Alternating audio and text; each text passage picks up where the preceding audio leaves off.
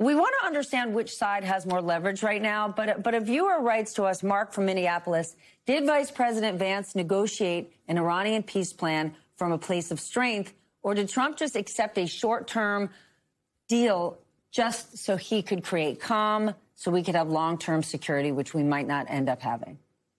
Well, I'll start off, Stephanie, by saying that there's been no peace plan negotiated just yet. You used the word when you started, roadmap. And that's what they negotiated yesterday, a roadmap. It is what comes next after a memorandum of agreement or understanding. Here's what we want to talk about. Here are the things both sides want to achieve early on. Here's where we'll start. And what happened yesterday, it appears, is that memorandum of understanding, which favors Iran significantly, was approved. So we're at the beginning of the negotiations. Approving an agenda for a meeting is relatively easy.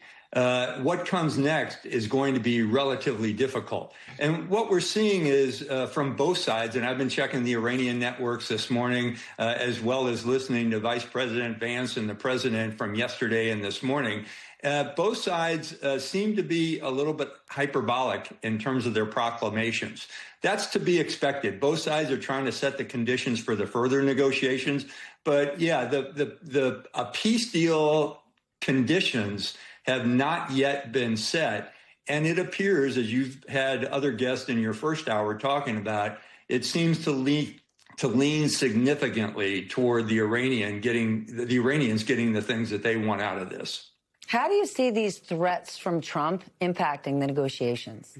Oh, my Lord, Stephanie, what I'll tell you is it's not helpful. And there was a photo last night of Vice President Vance sitting at a computer typing away while Jared Kushner was over his shoulder. The only thing I hoped that they were typing was a message to the president saying, please stop threatening these individuals, because it's not helping. It's violating the first article of the 14 that were in the memorandum of agreement or understanding that basically says we're not going to threaten each other. So it's certainly not helpful in getting to the next stage. And in any negotiations, you don't want to try and bring about peace while one of the main players is threatening to obliterate a country. Charlie, weigh in here. I mean, if the ceasefire holds, it's a political win to an extent, but I don't see a scenario where this war ever looks like a political win for Trump, not in the current landscape. No, it's not going to be a political win for Trump, and it's certainly not going to be a political win for J.D. Vance, who's been sort of handed the poison chalice, hasn't he? That he's the. I mean, what can go wrong? J.D. Vance sitting at a computer typing something out while Jared Kushner is looking over his shoulder. I mean, we haven't actually sent, the most formidable folks there. I mean, the Iranians are emboldened. They think they have won this war. It is now up to J.D. Vance to sell this humiliating MOU to try to convince people. I mean, he spent months trying to convince people that he understands Catholicism better than the Pope. That didn't go well. And now he's going to try to convince the American people that this is not the, steaming pile of failure that I think is being recognized around the globe. And all of this, Ron, has taken a huge toll on global GDP. Where do you see this thing going, right? The markets are certainly saying, open the strait, open the strait, open the strait. And we have oil prices a little bit lower this morning. But, if you look at some of the mapping of the strait, there's only a handful of boats, of vessels that have, transited the strait. They're mostly Iranian. And so it's not really fully open at this juncture. And we are also past the point at which there will still be some supply ramifications with respect to oil, natural gas. Fertilizer's already gone. I mean, as far as U.S. farmers are concerned, that they're going to have to suffer through now a period of reduced crop sizes and higher prices and so on and so forth. And that bleeds through to the whole economy. So this is yet to be an event in which there's a beneficial effect on the economy. It's still going to be a drag going forward because this has a slightly longer tail, I think, than most people realize. Eddie, are Americans reassured? I don't even know if I should say they're reassured this thing is winding down, because I say that days after Trump basically said, we're going to wipe you out. You can't even make your way back to Iran. Or are we just exhausted by all of this? Might be a combination. I think we're definitely exhausted. But I just want to say this. Whether the position, the MOU is weak, it reveals Trump has capitulated. It's humiliating. It's a pile of whatever Charlie just laid out. One thing we do know is that for 60 days, people aren't going to be killed. Children are going to be bombed. 3,000 people have been dead. Over 3,000 people are dead because of this war of choice. 13 Americans are dead. The economy has been impacted. So what we do know is that no matter what we talk about in terms of the particulars, we don't want to go back to war. At least I don't. No. I don't want innocents killed. And so I think we need to keep foregrounding that even as we talk about the particulars of the embargo. But remember, Israel is not signatory to this deal, right. and so fighting between Hezbollah and Israel continues. And over 4,000 people have been killed in southern Lebanon. And President Trump said it would be more fun to bomb the excrement out of Iran than it would be to continue negotiations. I mean, this type of language in the midst of an ongoing negotiation cannot be positive in any way, shape, or form. And does he become the president who cried wolf? If he keeps saying this, how much does Iran look at the U.S. and say, we're never doing anything again? We're going to get absolutely everything we want because we don't really have to worry about it. He'll keep saying it. He's just not going to do it. But think what he's even created here, Charlie. Yeah. Even if you get the fire out and the dumpster fire, you're left with a dumpster. Right. Well, and look at the leverage he's already given up here. I mean, you're right. He's made these threats over and over again. You can just see the Iranians sort of kind of shrugging their shoulder. They're rolling their eyes, this sort of a thing again. Overshadowing this is the fact that this was a war of whim that he had no plan for.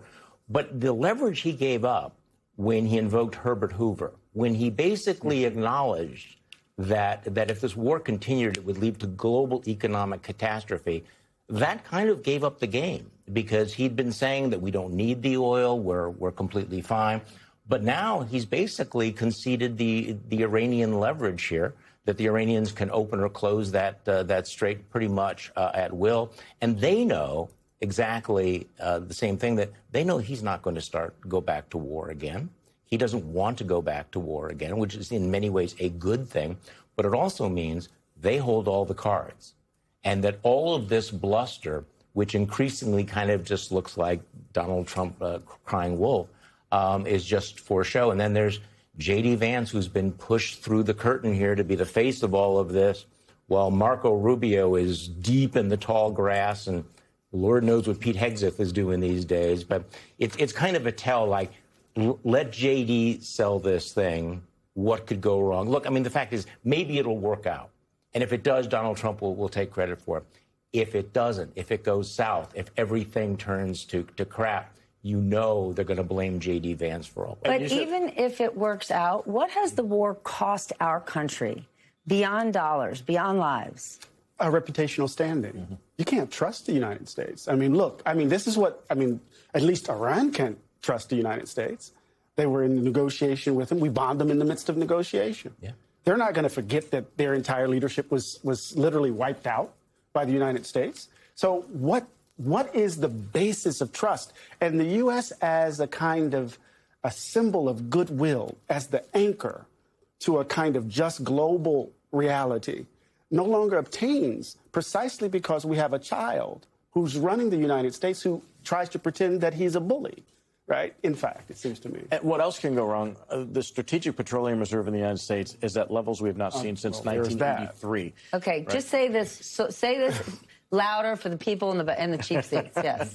So the Strategic Petroleum Reserve, which the United States maintains to keep surplus oil available in the event of a crisis.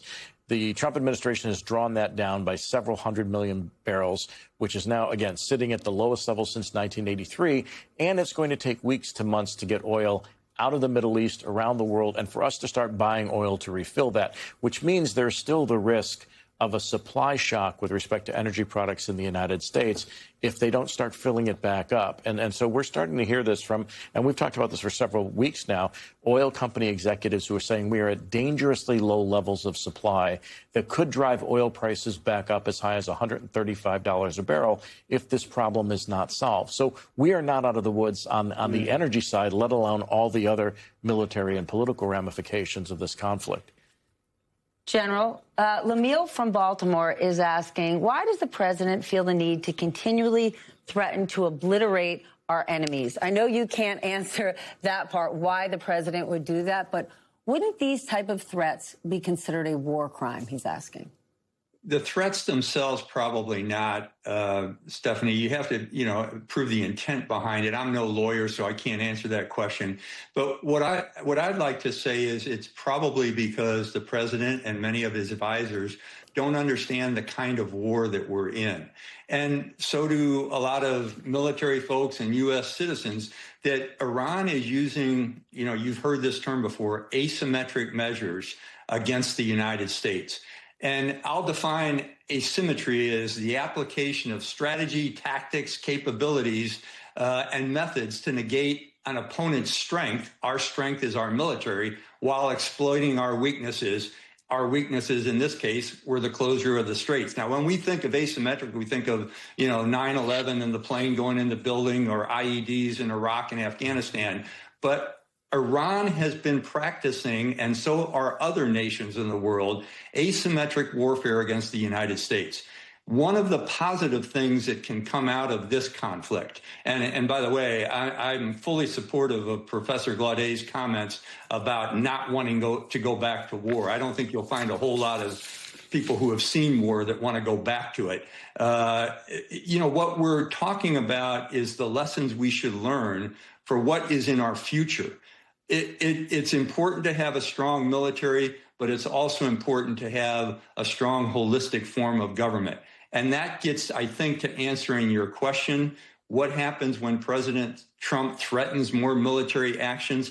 It's playing into the hands of those who use asymmetric warfare against us. So that would be my warning, is we ought to come out of this with some lessons that we ought to start applying in terms of whole of government.